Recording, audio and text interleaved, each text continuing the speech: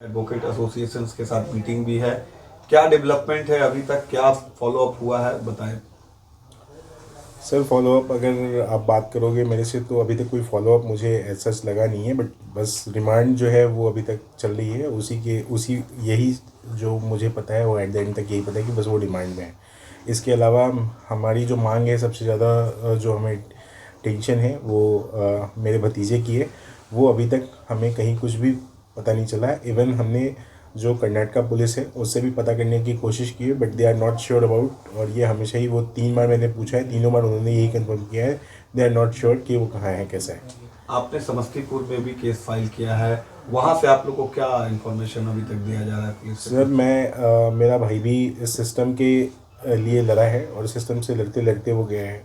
तो मैं उसी सिस्टम का हवाला लेके आपसे बात करना चाहता हूँ कि जो ये सिस्टम है, एफआईआर ना दर्ज करना बिहार में एक नॉर्मल टेंडेंसी है।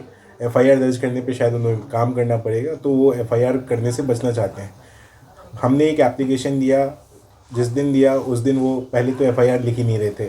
फिर हमने ऊपर से कहीं से फ़ोन करवाया उन्हें, तो उन्होंने एफआईआर दर्ज बोले कि ठीक है हम लिख ले रहे हैं। फिर अगले दिन वो आए हमारे यहाँ, वो आके ये बोल रहे हैं कि इस एप्लीकेशन में कुछ करेक्शन करवाना है। हमने वो एप्लीकेशन करेक्शन करके दे दिया। उसके 3 दिन तक हमें कोई कुछ भी नहीं पता था कि क्या हुआ क्या नहीं हुआ। फिर मैंने एक दिन एक मीडिया वाले से पता चला उन्होंने अभी तक एफआईआर नहीं दर्ज की है। तो मैंने फ़ोन लगाया एसएचओ को, तो उन्होंने बताया कि हमें सर उसमें हमें कुछ चीज़ें चेंज करवानी है अभी भी, तो इसी वजह से पेंडिंग है। मैं बोला कि सर अगर आपको ये करवाना था तो मुझे अभी तक आपने बताया क्यों नहीं है। तो ये हमारा सिस्टम है। फिर उन्होंने शायद एसीपी या एएसपी जो भी हैं वहाँ के, वो आए थे साथ में लेके। फिर हमें वो सजेशन दे रहे थे कि ये चीज़ें होनी चाहिए, इसमें ये चीज़ें होनी चाहिए। हमने बोला कि हमें कुछ नहीं चाहिए कि ये होनी चाहिए या नहीं होनी चाहिए। हमने आपको सिर्फ ये बोला है कि मेरा भतीजा कहाँ है, उसे ढूंढ के निकाला जाए कि वो कहाँ है। बस मुझे ये जानकारी चाहिए कि वो कहाँ है। हमने आपको इसी चीज़ का एप्लीकेशन दिया है। हमें ये नहीं चाहिए कि फ्यूचर में हमें आपको ऐसा फ़ायदा हो सकता है तो आप ऐसे एप्लीकेशन लिखिए वैसे एप्लीकेशन लिखिए। तो ये तो हमारा सिस्टम है। और सिस्टम में ऐसे एप्लीकेशन लिखना है वैसे एप्लीकेशन लिखना है। लास्ट एड्रेस कहाँ का है उस बच्चे का वो मेरे से पूछा जा रहा है, मुझे जब पता ही नहीं है। हम इसी बात की लड़ाई कर रहे हैं कि वो कहाँ है, किस कंडीशन में, ये हमें बताया जाए। वो मेरे से पूछ रहे हैं लास्ट लोकेशन तो लिखना पड़ेगा आपको। हमें क्या पता कि वो लास्ट लोकेशन कहाँ है उसका। तो ये सिस्टम के फ्लॉज हैं। शायद एक आम इंसान अगर ये केस इतना हाईलाइट ना हो तो शायद वो लिखते भी नहीं एप्लीकेशन। उन्हें ये नहीं पता कि ज़ीरो एफआईआर क्या होता है। तो ये सिस्टम के फ्लॉज हैं। पता नहीं वो कैसे पुलिस के पद पे बैठे हुए लोग हैं, उन्हें कहीं अगर ऊपर से फ़ोन ना करवाया जाए तो फिर तो वो डिनाई कर दिए थे कि भाई हम ये नहीं लिखेंगे। Now the matter it is in the court. क्या आप लोग चाहेंगे कोर्ट से, कोर्ट पे भी सवाल खड़े हो रहे, जुडिशियरी पे, क्या कहना है आपका इस पे? जुडिशियरी पे सर जो सवाल हैं वो सवालिया निशान हैं कि जो एक आम आदमी है वो कैसे किसी को परेशान किया जा सकता है। वीडियो कॉन्फ्रेंसिंग की मांग करने के बाद भी अगर वीडियो कॉन्फ्रेंसिंग नहीं दिया जा रहा है, बेंगलोर से उसे जौनपुर आने के लिए ट्रैवल करना पड़ रहा होता है हर बार। जब जितनी भी डेट्स को तारीखें दी जा रही हैं उस डेट में वो आने की कोशिश कर रहा है। इसमें भी 3-4 चीज़ें हैं। अगर जज छुट्टी पे है आज तो वो इंटीमेट भी नहीं करती हैं जो एप्लीकेंट हैं उनको कि आज मैं छुट्टी पे रहूँगी, सो दैट कि एक बंदा जो बैंगलोर से ट्रैवल करके आ रहा है उसे ये पता चले कि जज नहीं आ रही है तो शायद वो अपना प्लान कैंसिल कर दे। ये भी नहीं, आने के बाद उसे पता चल रहा है कि वो आज तो जज जी छुट्टी पे हैं तो उन्हें आज वापस जाना है। आप लोग चाहते हैं कि कोई न्यूट्रल वेन्यू डिसाइड किया जाए जहां पर इस मामले की सर हियरिंग सबसे हो? पहले तो हमारा ये एक डिमांड है कि इतनी सारी चीज़ें ओमन के लिए बना दी गई है, इतनी सारी चीज़ें बना दी गई हैं, और इसी चीज़ का जो मिसयूज़ हो रहा है, इस मिसयूज़ में सिर्फ ये मैं नहीं कह रहा हूँ, सुप्रीम कोर्ट का डाटा भी कह रहा है। Former chief justice of India Chandrachud ji ने भी इस मुद्दे पे बताया कि कितने सिस्टम में फ्लॉज हैं। इसके बाद अगर मैं बात करूँ रेशियो की, जो एनसीआरपी का जो डाटा है उस डाटा में भी अगर आप आफ्टर मैरिज सुसाइडल केस देखोगे तो मेन का ज़्यादा है। तो इतनी सारी चीज़ें होने के बावजूद भी अगर सरकार की नींद नहीं खुल रही है तो शायद इस देश में अभी कुछ और अतुल सुभाष होने बाकी हैं। कुछ और अतुल सुभाष जैसे लोग जो हैं वो सुसाइड कर रहे हैं और करते रहेंगे इसी तरह। अगर इस सिस्टम में चेंज लेके आना, अब ये बहुत सही समय है जहाँ पे आपको लेके आना ही पड़ेगा। अदरवाइज़ शादी करने से भी लोग डरेंगे और ये एक जो पूरा चेन है वो चेन करप्शन का जो चेन है अदरवाइज नहीं तो चलता रहेगा और कई मेन सुसाइड करते रहेंगे। एसोसिएशन की तरफ से आप लोग कुछ बोलना चाहेंगे? जो केस अभी फाइल है, जिस तरीके से डेवलपमेंट कर रही है, किस तरीके से आपका एसोसिएशन इसमें आगे आके हेल्प आउट कर रहा है? इनके साथ हर तरीक़ा से हैं, ग्राउंड पे भी इनके साथ हैं और कोर्ट में भी इनके साथ हैं।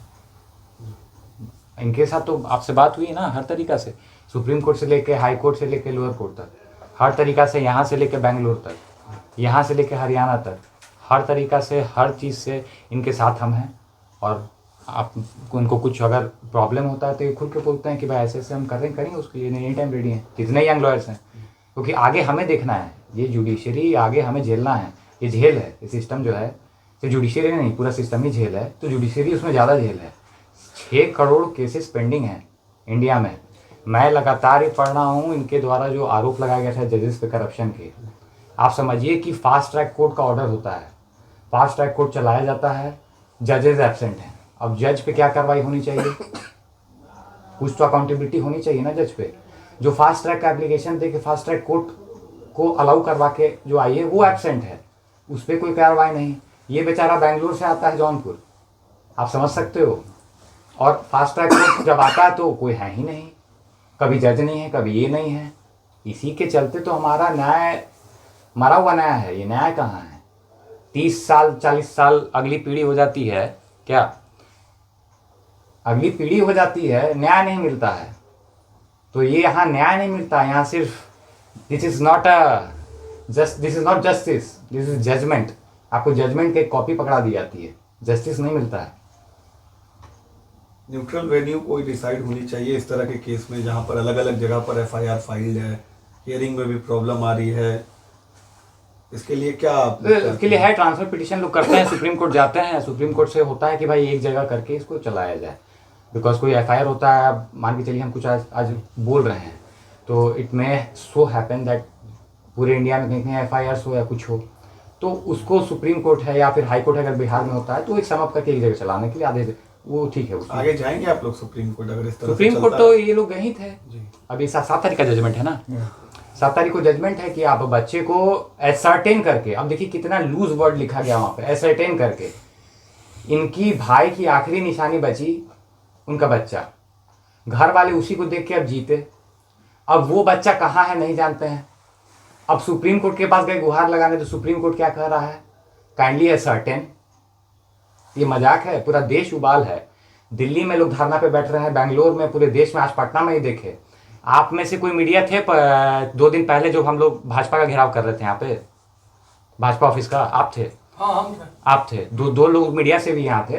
तो हम लोग जो घेराव कर रहे थे तो वहाँ पे आपको था कि किस मुद्दा पे हम कर रहे थे?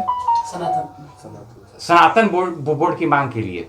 तो मुद्दा यही है कि हर जगह हर चीज़ है, लेकिन हम लोग को एक्चुअल न्याय मिल नहीं पाता है इसमें, समझ रहे हैं कि नहीं?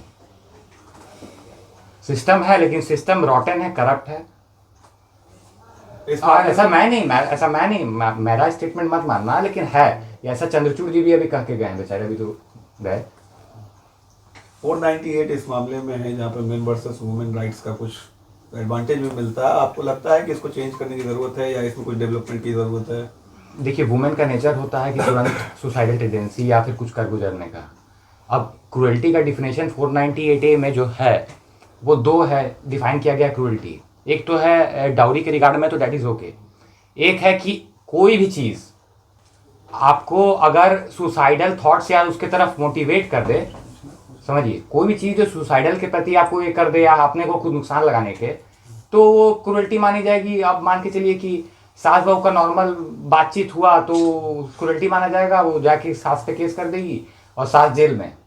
एटलीस्ट वुमेन के against this particular thing should be made bailable.